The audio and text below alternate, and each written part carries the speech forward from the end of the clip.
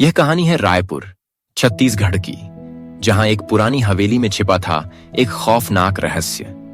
एक पिशाचिनी जो एक गर्भवती औरत के बच्चे को अपनी बलि बनाने के लिए बेताब थी। सीमा एक साधारण लड़की, जिसकी शादी के बाद उसकी जिंदगी में अजीब घटनाएं होने लगीं। उसके सपनों में एक डरावनी पिशाचिनी आती जो उसके बच्चे को छीनने की धमकी देती। क्या सीमा अपने होने वाले बच्चे को बचा पाएगी या पिशाचिनी की भयंकर शक्तियों के आगे उसे झुकना पड़ेगा? जानिए इस रोमांचक और सस्पेंस से भरी कहानी में, जहां हर मोड़ पर खतरे और रहस्य छुपे हैं। रायपुर छत्तीसगढ़ का एक पुराना शहर अपने वीराने और पुरानी हवेली के लिए मशहूर था। शहर के बाहर एक छोटी सी बस्ती थी जहां लोग सादी और सुख चैन की जिंदगी जीते थे। लेकिन इस बस्ती में एक भयानक राज छुपा था जो कभी किसी ने सोचा भी नहीं था।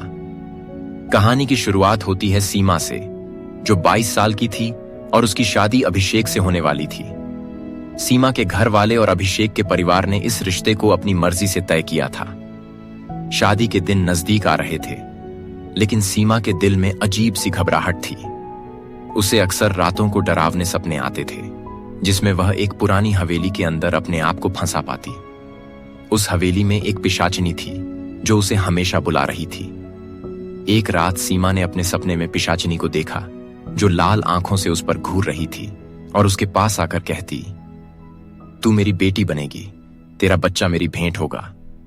सपने से घबराकर सीमा जाग गई, लेकिन उसके हाथ में एक गहरा निशान था, जैसे किसी ने चुड़ैल की उंगलियों से उसे छुआ हो। सीमा ने अपने सपनों का जिक्र किसी से नहीं किया, क्योंकि उसे लगा यह सिर्फ उसके दिमाग की गलत सोच है।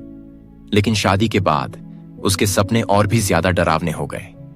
हर रात उस पिशाचिनी का साया उसके सपनों में आता और कहने लगता कि उसका बच्चा उसका है। शादी के बाद कुछ महीने बीत गए और सीमा को पता चला कि वह गर्भवती है। इस खुशी में हर कोई जश्न मना रहा था, लेकिन सीमा के चेहरे पर हमेशा एक घबराहट सी बनी रहती थी। एक दिन सीमा अपने पति अभिषेक के साथ रायपुर के मंदिर गई थी। वहां उसे एक बूढ़ी औरत मिली जो उसे दूर से ही देखकर कहने लगी, बच्ची, तू एक श्राप के साथ बंधी है।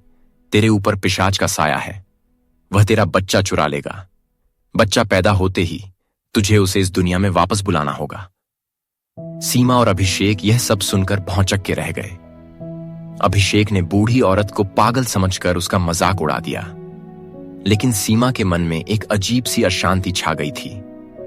घर लौटने के बाद हर रात उसके सपने और ज्यादा विचित्र हो गए।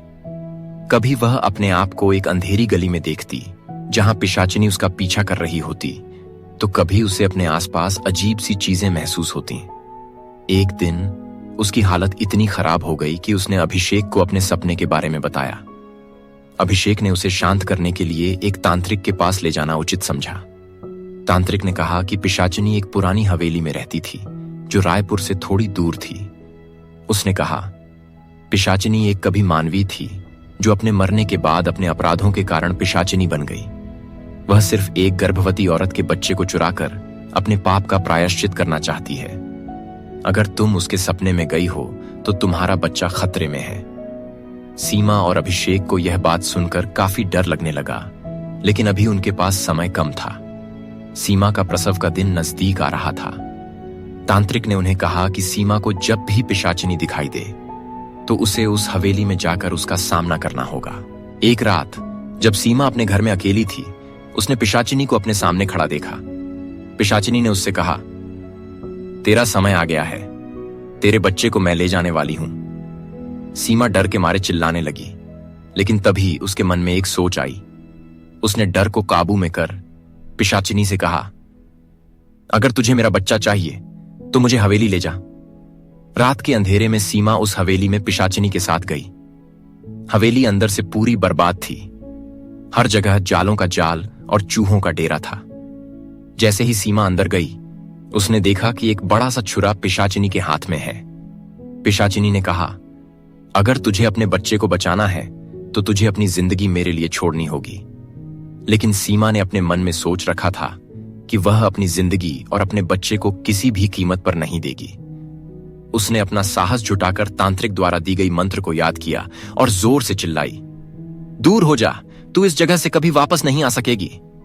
जैसे ही सीमा ने यह कहा, एक तेज रोशनी से पूरी हवेली जगमगाने लगी।